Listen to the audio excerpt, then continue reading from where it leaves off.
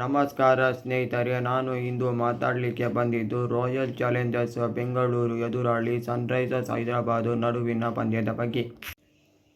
SRH ತಂಡದ ಪರವಾಗಿ ಶುರುವಿನಲ್ಲಿ ಅಭಿಷೇಕ್ ಶರ್ಮಾ 22 ಚೆಂಡಲ್ಲಿ 56 ರನ್, 4 ಬೌಂಡರಿ, 5 ಸಿಕ್ಸನ್ನು ಹೊಡೆಯುತ್ತಾರೆ.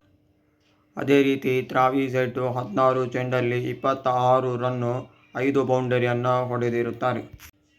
ಇಶಾನ್ ಕಿಶನ್ 46 ಚೆಂಡಲ್ಲಿ 79 ರನ್, 8 ಬೌಂಡರಿ, 3 ಸಿಕ್ಸನ್ನು ಹೊಡೆದಿರುತ್ತಾರೆ. ಕಡೆಯಲ್ಲಿ ಕ್ಲಾಸನ್ 24 ಚೆಂಡಲ್ಲಿ 51 ರನ್, 2 ಬೌಂಡರಿ, 5 ಸಿಕ್ಸನ್ನು ಹೊಡೆಯುತ್ತಾರೆ.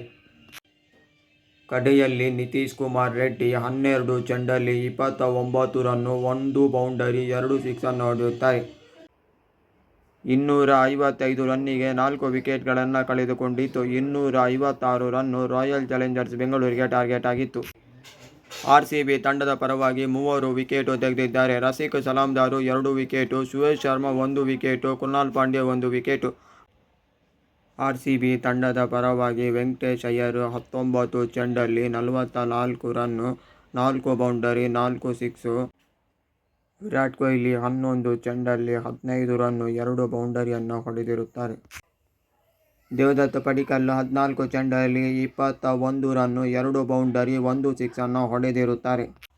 ರಜತ್ ಪಾಟಿದಾರ್ 36 ಚೆಂಡಲ್ಲಿ 56 ರನ್, 6 ಬೌಂಡರಿ, 1 ಸಿಕ್ಸನ್ನು ಹೊಡೆದಿರುತ್ತಾರೆ. ಕೃಣಾಲ್ ಪಾಂಡ್ಯ 31 ಚೆಂಡಲ್ಲಿ 41 ರನ್, 5 ಬೌಂಡರಿಯನ್ನು ಹೊಡೆದಿರುತ್ತಾರೆ. ಕಡೆಯಲ್ಲಿ ಟಿಮ್ ಡೇವಿಡ್ 7 ಚೆಂಡಲ್ಲಿ 15 ರನ್, 1 ಬೌಂಡರಿ, 1 ಸಿಕ್ಸನ್ನು ಹೊಡೆದಿರುತ್ತಾರೆ.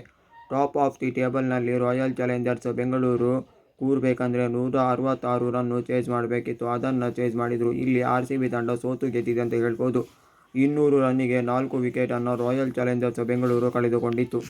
Ishan Malinga 2 wicket, Sakib Hussain 1 wicket, Travis Head 1 wicket ತೆಗೆದಿರುತ್ತಾರೆ. ಬಾಕಿದವರೆಲ್ಲ ಒಳ್ಳೆ ಬೌಲಿಂಗ್ ಮಾಡಿರುತ್ತಾರೆ. ಇಶಾನ್ ಕಿಶನ್ ಒಳ್ಳೆ ಬ್ಯಾಟಿಂಗ್ ಮಾಡಿದ್ದಕ್ಕೆ ಅವರಿಗೆ ಮ್ಯಾನ್ ಆಫ್ ದಿ ಮ್ಯಾಚ್ ಸಿಗುತ್ತೆ. ಇದೇ ರೀತಿ ಕನ್ನಡದಲ್ಲಿ ಸ್ಪೋರ್ಟ್ಸ್ ಕಾಂಟೆಂಟ್ ಬೇಕಂದರೆ ನನ್ನ ಯೂಟ್ಯೂಬ್ ಚಾನಲ್ಗೆ ಸಬ್ಸ್ಕ್ರೈಬ್ ಮಾಡಿ. ಮೊದಲ ತಂಡವಾಗಿ ಪ್ಲೇ ಆಫ್ಗೆ ಕ್ವಾಲಿಫೈ ಆದದ್ದು ಆರ್ಸಿಬಿ.